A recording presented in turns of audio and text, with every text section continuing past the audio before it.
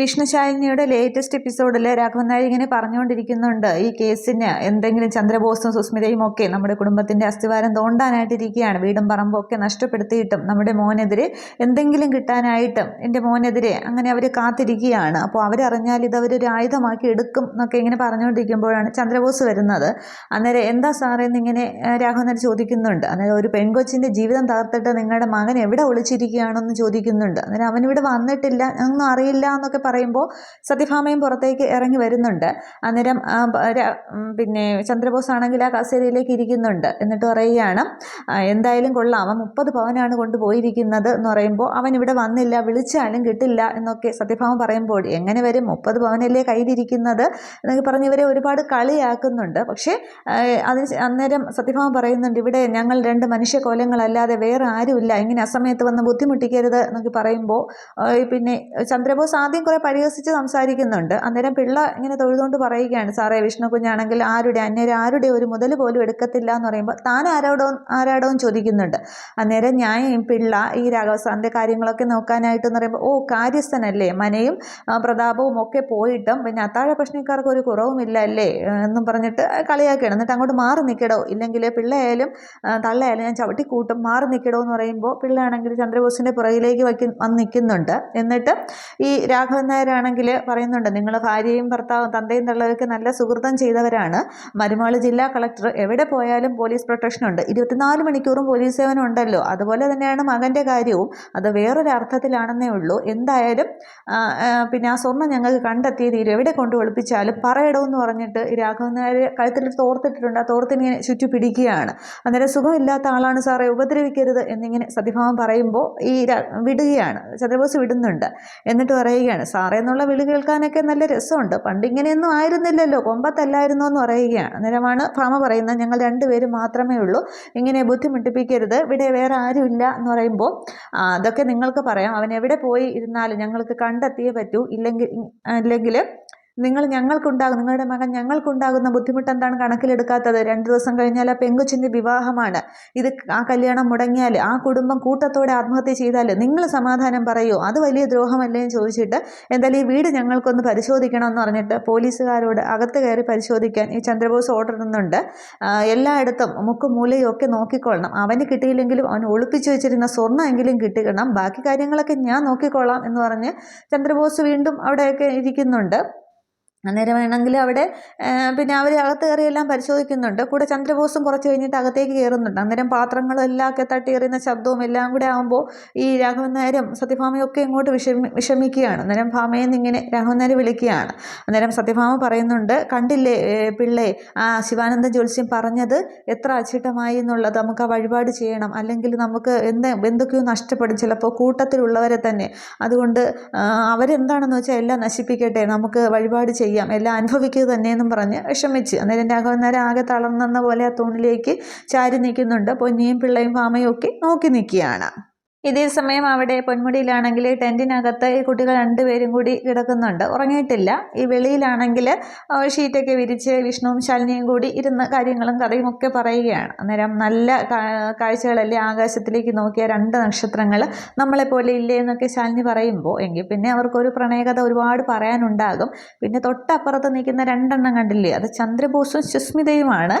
പിന്നെ നമ്മൾ മാറാനായിട്ട് അവർ നോക്കി നിൽക്കുകയാണ്, നമ്മളെ തമ്മിൽ ആപത്തിലാക്കാൻ എന്നൊക്കെ പറയുമ്പോൾ ശാലിനി പറയുന്നുണ്ട്, ഞാൻ പിന്നെ അവർ ഒരു തരത്തിൽ നമ്മൾക്ക് ദ്രോഹിക്കുമ്പോൾ അത് നമുക്ക് ഉപകാരമായിട്ടാണ് വന്നിട്ടുള്ളത്, നമ്മൾ എത്രത്തോളം അവരെ അകറ്റാനായിട്ട് നോക്കുന്നു അത്രത്തോളം നമ്മൾ അടുത്തില്ലേ. പക്ഷേ ഞാൻ എത്ര ആലോചിച്ചിട്ട് പിടികിട്ടാത്തൊരു കാര്യമുണ്ട്, ഈ സുസ്മിതയ്ക്ക് എന്താ ഇത്രയും ഇത്രയും നമ്മളോട് ഇത്ര വാശിയും ദേഷ്യം എന്നുള്ളതൊക്കെ ചോദിക്കുമ്പോൾ, അതാണ് പെണ്ണിൻ്റെ പക എന്ന് പറയുന്നതെന്ന് വിഷ്ണു പറയുന്നുണ്ട്.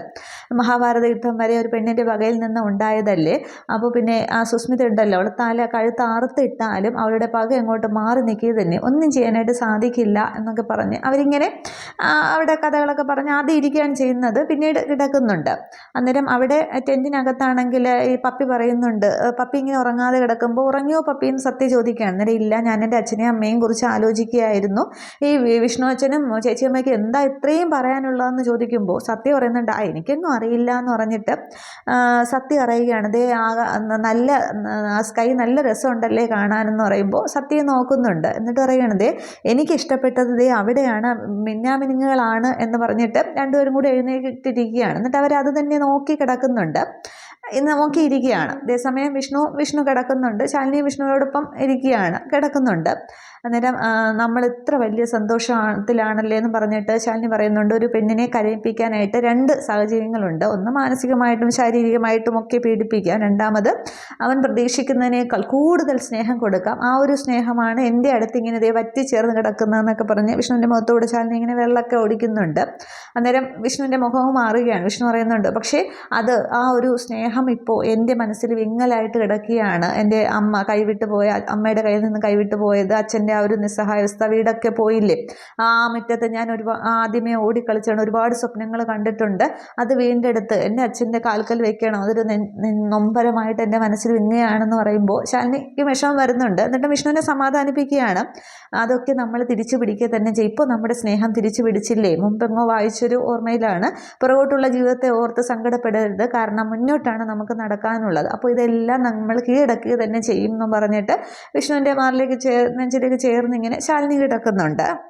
സമയത്ത് കുട്ടികൾ പറയുന്നുണ്ട്, സത്യം പറയുകയാണ്, മിന്നാമിനുങ്ങൾ എല്ലാവരും കൂടി എങ്ങോട്ടാ എന്നിങ്ങനെ പപ്പിയാണ് ചോദിക്കുന്നത്. അന്നേരം അവർക്ക് എന്തോ ആഘോഷ പരിപാടി ഉണ്ടോയെന്ന് തോന്നുന്നു, നമുക്ക് പോയി നോക്കാമെന്ന് പറയുമ്പോൾ ഇറങ്ങണമെന്ന് ചോദിക്കുകയാണ്. അതെ പപ്പി, നമ്മൾ കാഴ്ചകൾ കാണാനല്ലേ വന്നത്, അപ്പോൾ പിന്നെ നമ്മൾ കിടന്ന് ഉറങ്ങിയാൽ എങ്ങനെയാ, വാന്നും പറഞ്ഞിട്ട് പപ്പിയെ വിളിച്ചുകൊണ്ട് സത്യം ഇറങ്ങുന്നുണ്ട്. അന്നേരം ദേ അച്ഛനും അമ്മയും ചേച്ചിയമ്മയും പിന്നെ വിഷ്ണു അച്ഛനും എന്നിങ്ങനെ പറയുമ്പോൾ അവർ അതറിയുന്നില്ല, അവർ കഥകളൊക്കെ പറഞ്ഞ് കാര്യങ്ങളൊക്കെ പറഞ്ഞ് ഇങ്ങനെ സന്തോഷത്തോടെ കിടക്കുകയാണ്. അന്നേരം നമുക്കൊന്ന് പറഞ്ഞിട്ട് പോകാമെന്ന് പറയുമ്പോൾ വേണ്ട, മിന്നാമിനുങ്ങൾ ഇപ്പം അങ്ങോട്ട് പോകും, പറഞ്ഞാലും പോകണ്ടെന്നേ പറയുള്ളൂ, നമുക്ക് പെട്ടെന്ന് പോയിട്ട് വരാമെന്ന് സത്യം പറയുകയാണ്. ഇത്രയൊന്ന് ചെരുപ്പൊക്കെ ഇടുന്നുണ്ട്. അന്നേരം പപ്പി പറയുന്നുണ്ട്, എന്നാലും നമുക്കൊന്ന് പറഞ്ഞിട്ട് പോകാമെന്നും പറഞ്ഞ് പപ്പി മടിച്ച് നിൽക്കുന്നുണ്ട്. പക്ഷേ പറയാനായിട്ട് സത്യം സമ്മതിക്കുന്നില്ല. ദേ മിന്നാമിനുങ്ങ് അങ്ങ് പോകും, പപ്പി വരുന്നുണ്ടോ എന്ന് വിളിച്ചുകൊണ്ട് പറഞ്ഞുകൊണ്ട് പപ്പിയെ വിളിച്ചുകൊണ്ട് അവർ ആ താഴ്വരയിലേക്ക് അങ്ങോട്ട്, ആ ഒരു പാറക്കെട്ടിൻ്റെ ഇടയിലേക്ക് അങ്ങോട്ട് പോകുന്നുണ്ട്.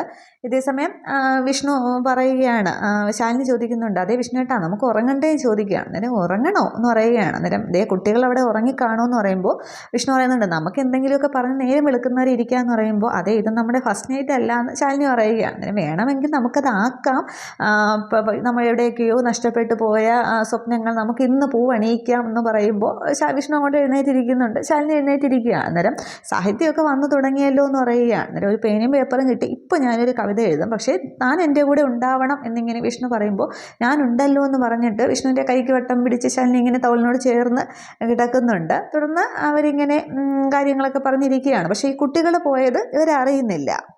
ഈ സമയം അവിടെ ചന്ദ്രബോസിന്റെ പോലീസുകാർ തെരച്ചിൽ തുടങ്ങുന്നുണ്ട്. ചന്ദ്രബോസ് അവിടെ കസേരയിൽ ഇരിക്കുകയാണ്. എന്നിട്ട് പറയുന്നുണ്ട്, കട്ട മുതലവൻ വിറ്റ് ഓടോ എന്നൊക്കെ ഇങ്ങനെ ബോസിനോട് ചോദിക്കുന്നുണ്ട്. അന്നേരം എൻ്റെ കുഞ്ഞ് പിന്നെ ആരുടെയും ഒന്നും എടുക്കില്ല എന്നൊക്കെ പറയുമ്പോൾ പഴയകാലത്ത് രാജാവും റാണിയും ഒക്കെ പോലെ കഴിഞ്ഞവരല്ലേ എന്നിങ്ങനെ പറയുമ്പോൾ ഇപ്പോൾ ഒരു ക്ഷീണം വന്നില്ലേ എന്നൊക്കെ ചോദിക്കുകയാണ്.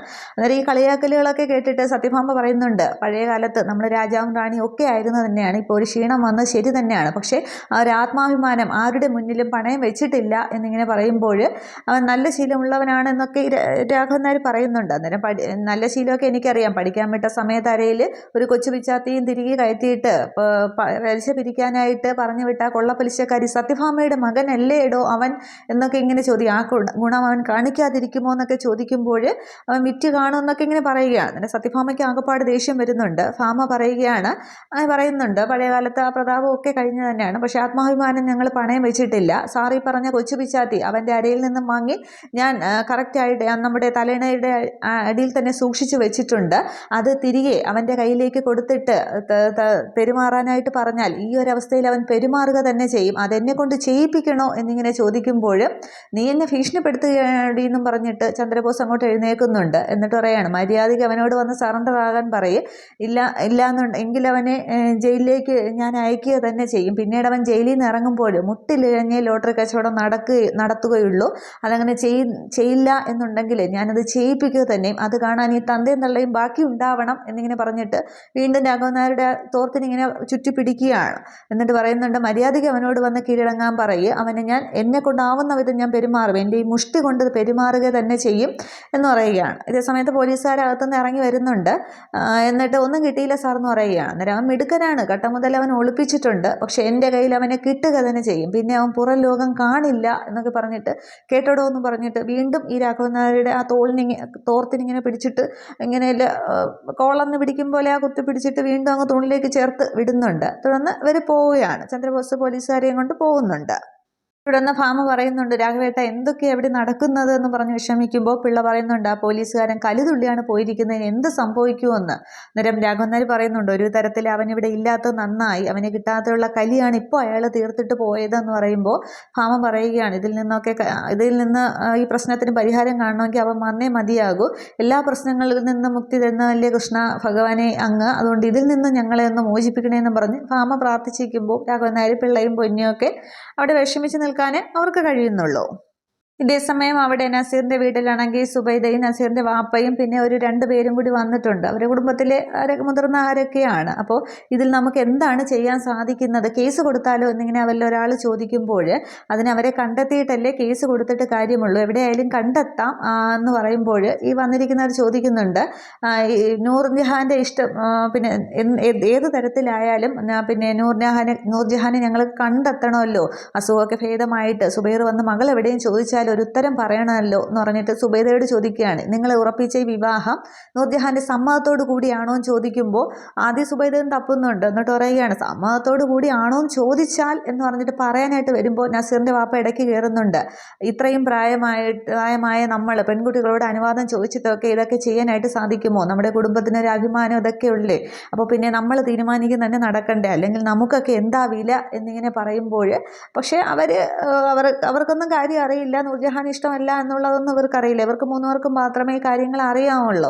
തുടർന്നും പറയുന്നുണ്ട്, എന്നാലും നൂർജഹാൻ എന്ത് പറയുന്നു എന്നിങ്ങനെ സുബൈദ എന്ന് വന്നവരിൽ ഒരാൾ വീണ്ടും ചോദിക്കുമ്പോൾ സുബൈദ ഇങ്ങനെ നോക്കി നിൽക്കുകയാണ്. നസീറൊക്കെ ആ ദേശത്തിലാണ്, ഈ വാപ്പയും നസീറും ഒക്കെ. ഇത്രയും ആകുമ്പോൾ എപ്പിസോഡ് അവസാനിക്കുന്നുണ്ട്. അപ്പോൾ ഇനി ചിലപ്പോൾ ഇവർ ചന്ദ്രബോസിനെ ഏർപ്പാടാക്കുമോ എന്നുള്ളതാണ്. പക്ഷേ ചന്ദ്രബോസ് മിക്കവാറും കുടുംബശ്രീയിലേക്ക് പോകുന്നത് ഈ ഒരു സ്വർണത്തിൻ്റെ കേസന്വേഷണത്തിനാണെന്നാണ് തോന്നുന്നത്. പക്ഷേ അവർ വിചാരിക്കുന്നത് അനൂപിനെയൊക്കെ തിരക്കി എന്നാണ്. പക്ഷേ എന്താകുമെന്നുള്ളത് നമുക്ക് എപ്പിസോഡ് വരുമ്പോഴത്തേക്ക് നോക്കാം. പക്ഷേ കുട്ടികൾ ഒരു അപകടത്തിലേക്കാണ് പോയിരിക്കുന്നത്, അവരെയും കണ്ടെത്താൻ സാധിക്കുമോ എന്നുള്ളതാണ്. അവരെ കണ്ടെത്താനാകാതെ ഇവർ പിറ്റേന്ന് മടങ്ങി വരും എന്നുള്ള രീതിക്കാണല്ലോ പോയിരിക്കുന്നത്. പക്ഷേ കുട്ടികളെ കണ്ടെത്താനാകുമോ, അവർക്ക് എന്തെങ്കിലും അപകടം പറ്റിയോ എന്നുള്ളതാണ്. അതിനകം ഈ സത്യഭാമ പറഞ്ഞിരിക്കുന്ന ആ ഒരു വഴിപാടും പൂർത്തിയാക്കുമോ ഇല്ലയോ എന്നുള്ളതാണ്. പക്ഷേ ഭാമയുടെ ആരോഗ്യസ്ഥിതി അനുസരിച്ച് അത് പറ്റില്ല. അപ്പോൾ ഇനി ശാരദാമ്മയാണോ അത് ചെയ്യുന്നത്, ശാലിനി സ്ഥലത്തില്ലല്ലോ, അപ്പോൾ എന്താണെന്നുള്ളത് നമുക്ക് എപ്പിസോഡ് വരുമ്പോഴത്തേക്ക് നോക്കാം. Okay, thank you.